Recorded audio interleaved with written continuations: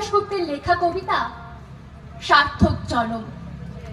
যে ছেলেটা চায়ের দোকানে এটা কাপ ধুচ্ছে রাস্তার ধারে, তাকে ডাকুন, তার কানে কানে বলুন, সুজলাং সুফলাং মালয়জ শীতলাং। হ্যাঁ, বেশ সুন্দর করে বলুন। যে মেয়েটা চাকরির নাম করে বনগা কিংবা চাকদা থেকে রোজ সকালে ট্রেনে সেজে গুজে শহরে আসছে, শরীর বেচে চাল ডাল নুন কিনতে, তাকে ডাকুন, তার কানে কানে বলুন, সার্থক জনম আমার জন্মেছে এই দেশে।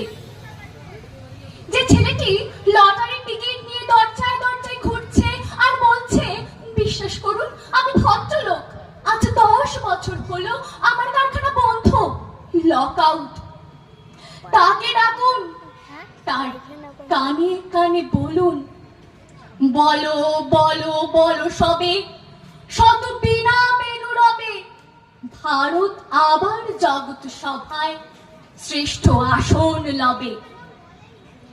রাতের আকাশ কাঁপিয়ে অজর ধারায় বৃষ্টি নামলে যে মা আজও লণ্ঠন হাতে তালের ঘরে দরজায় ঠায় দাঁড়িয়ে থাকে তার খোকন ফিরে আসবে বলে, যে খোকনকে এমনই এক বর্ষার উন্মত্ত রাতে কালো গাড়ির পুলিশ ডেকে নিয়ে গিয়েছিল, আর বরানগরের রাস্তায় ভোরের ঘুম ভাঙা কুকুর প্রথম দেখেছিল যার গুলিবিদ্ধ রক্তাক্ত লাশ।